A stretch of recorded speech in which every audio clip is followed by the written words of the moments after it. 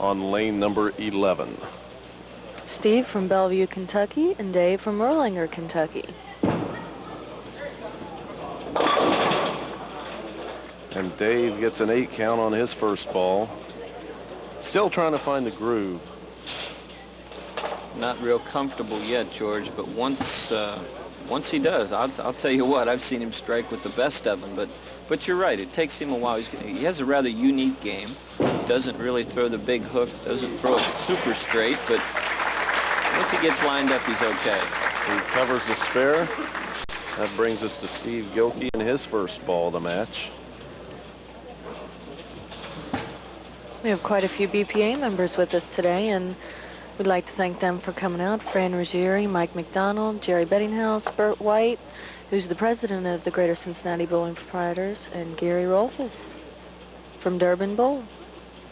And without them, there wouldn't be a show. We need the bowling proprietors who are doing such a fine job keeping up the game of bowling. The lefty buries his first one. That was a nice shot. Steve Guilkey's setup, we'll take a look at it here after this next shot. His setup will resemble that of Mike Albee, one of national fame. We can maybe take a look at it. He sets the ball up a little higher than most players would. Most of them are down around the waist, some of them even lower than that, but as you can see, Steve sets the ball up high. Gets a good line on his target, looks right over the top of the ball. Good extension, great follow through, and what a roll he's got. Double to start this match. His release is as strong as it comes. Let's take a look at it here on the replay. He tucks that baby finger in there. He's got the index finger extended, and he really gets through the ball, directing the index finger right at his target. Strong roll. Mixing pin action, and you want to keep those pins on the deck rolling around if you can to knock anything else down. And Dave Forwood answers the double with a strike of his own in the second frame. I think we're on our way to a great match here. It looks like they're finding the groove early in this one. Dave Forwood, of course, advanced in the first match over Jerry Eckel, 195 to 163. Now Dave up in the third with the strike working. The intensity in the eyes. If that's any indication, this should be a good shot. A little bit high, leaving the 4-7. Cross lane spare. And again, Jen, how do you set up to use this one or make this spare? This would be, for me, typically, I'll take my strike target, move my feet 8 boards to the right, and try to throw over that same strike target to make the 4-7. I'd say that's very close to what I do. Maybe not quite as much. Depending upon the amount of hook you throw exactly. Later. Oh, he just got away with it. Not the way he wanted to do it, but it worked. I want to take a little bit better angle on that now. Now Steve's impressive here. I haven't had an opportunity to really analyze Steve's game a lot, but I like the way he sets up. I like his deliberate nature. He's got a double working here in the third. Notice the little pinky finger there tucked, and a little slower that time. A little slower, and when you throw the ball slower, it's going to hook more, and when it does, it goes to the nose. Watch it. We can't see the speed on the slow-mo, but we can watch the ball. It's going to roll earlier in the lane. Now right there it starts to roll, and on his strikes it was about a foot further down the lane before it goes into the roll. Leaving the 6-pin should be a relatively easy spare for Steve. Hey, we had a couple of 300s this week from Northwest Bowl, Ron Bonnert and George Hensley. We'd like to congratulate them. 300 games. Always a great feat to throw 12 strikes in a row. 9 pins the deficit. Dave Forwood has to make up a little ground. Both players spares in the third frame.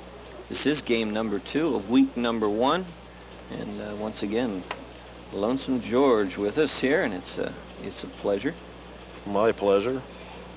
Jennifer, once again, we're 7th year on WLW. Really enjoying it, and I'm glad that you folks at home keep tuning us in week after week.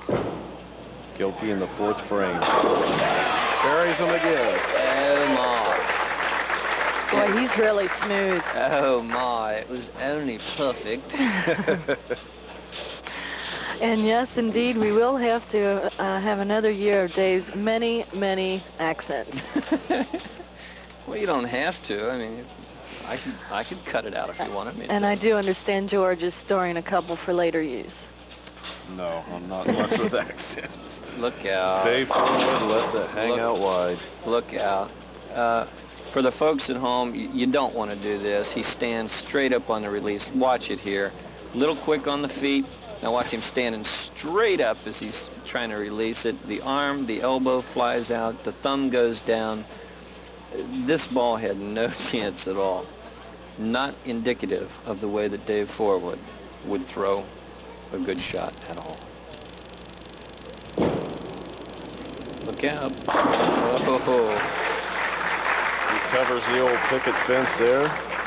Ball actually backed off at the end there, Jan. Yeah, I think he needs to get a little bit further to the right, out into the dry, get the ball to get into an earlier roll, start hooking up into the pocket. As we head into the fifth frame, Dave Forwood finds himself down 13 plus pins here. So he's going to have to get a move on.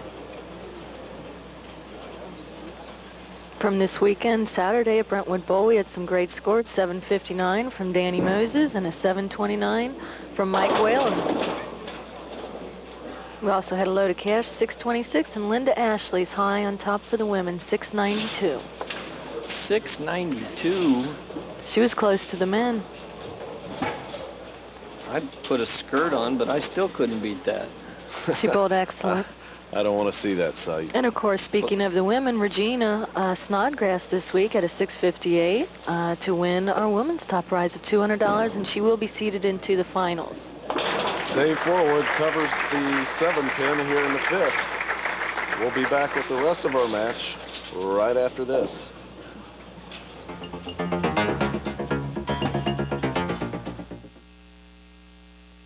Two weeks ago at Northwest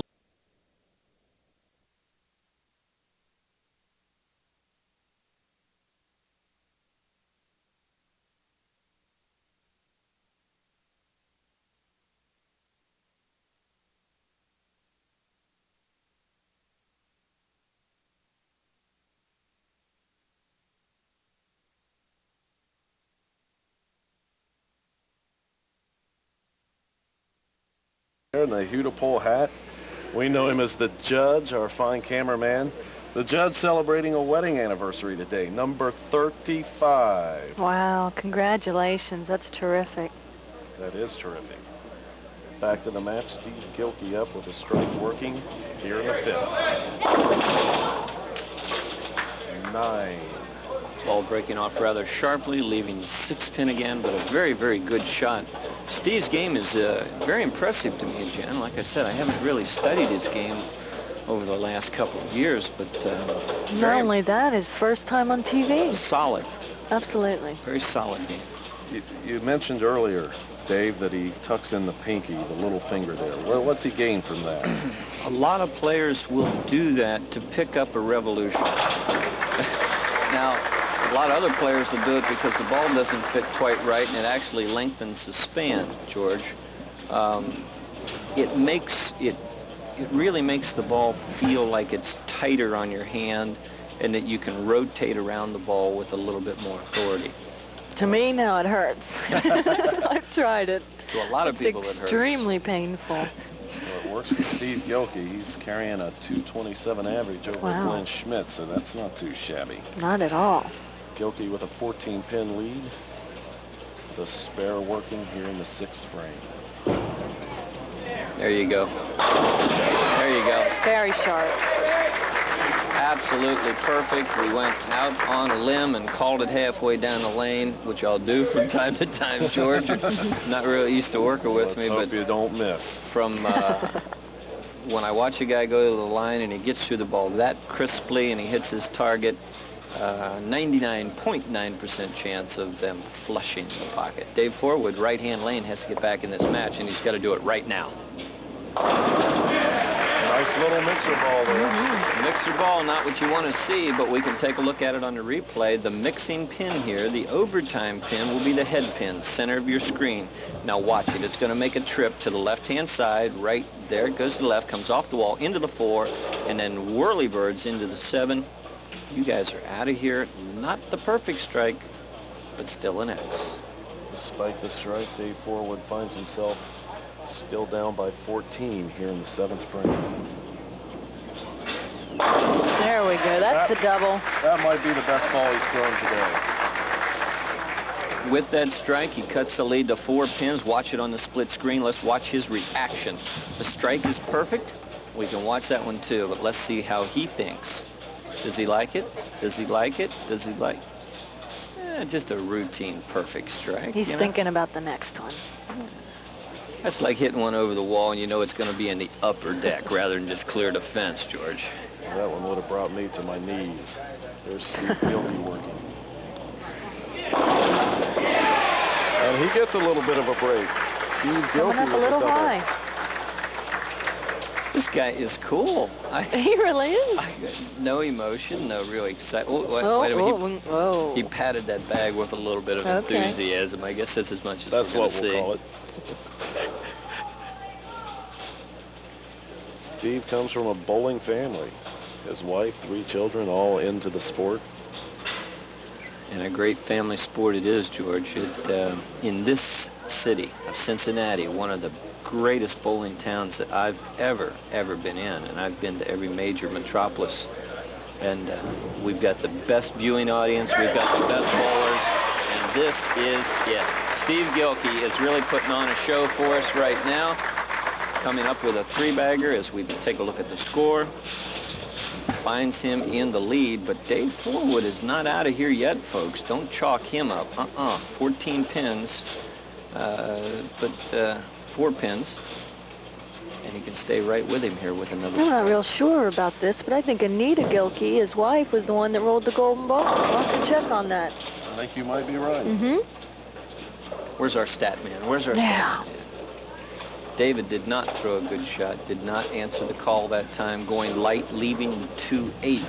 I'm still very surprised that he hasn't made a ball change or a drastic line change to get a better reaction on the back end, Jim. Because I really don't think he's nervous as many times as he's been here. And he is a player. He makes appropriate moves on a normal day. Maybe he just feels like he's close and... Disaster. That's how you miss it. The 2-8 is seemingly innocent spare, but you have to be dead perfect. The ball's going to deflect when it hits the 2, jump to the right, miss the back pin, which is the 8, and sometimes you catch it out of the pit, but very, very seldom. Dave Forwood needs to strike in the 9th, 10th, 11th frames to have any prayer of winning this, and even at that, he needs a lot of help. Not going to get it this time. No, not going to get it this time is right. Hey, Northwest Lanes has a tournament going on. It's an in-house doubles tournament. It's a $30 entry fee. That'll be starting on February the 11th, and the first prize is $800.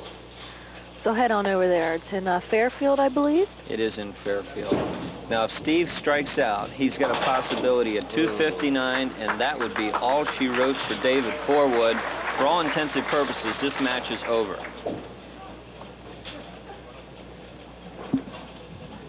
Steve Guilkey working on a 259 clip here. Dave Forwood, he knows it's over.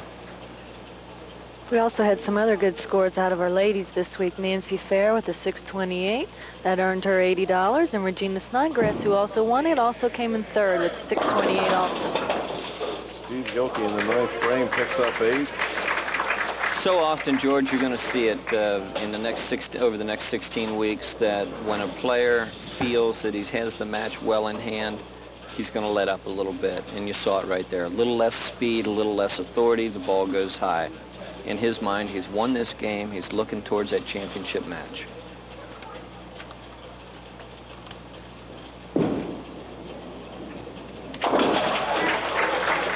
Completes the spare. Let's see, I think next we're going to see Jim Beckler. Jim Beckler waiting in the wings for Cincinnati. this match. Very unique style, George. Very. He's been on the show several times. I think a couple of times it's been here at this particular establishment, and we'll analyze his style in the next game. This is Guilkey in the 10th.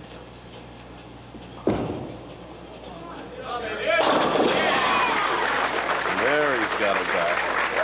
He's Dave? up for the next one. Gonna go out on a limb? What? Predict the next match? No, this one. Oh, this is no limb. This tree's already fallen. Broken down. You can stand on the trunk of this one. It's history. So the answer is no. So the answer is no. Good. That's correct. Guilkey's still with a possible 237 here.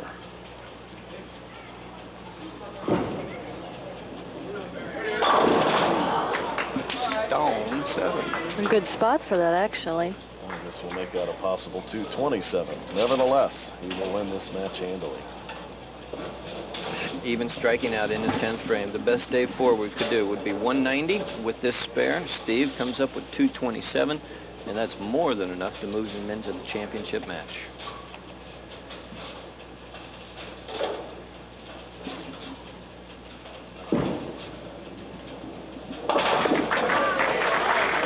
So it will be Steve Guilkey and Jim Beckler going for the first king of 1990.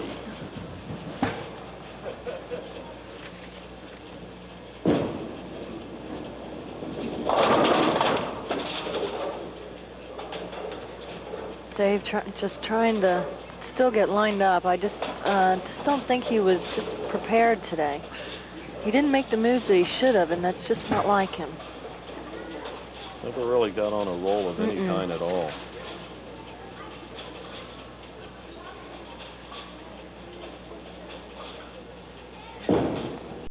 Forwood playing out the string, picks up the spare here in the 10th.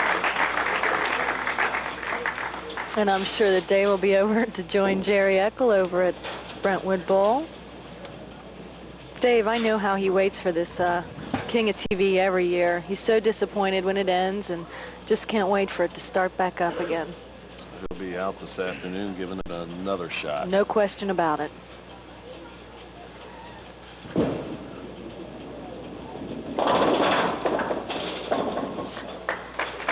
Steve Guilkey, our winner in match number 2.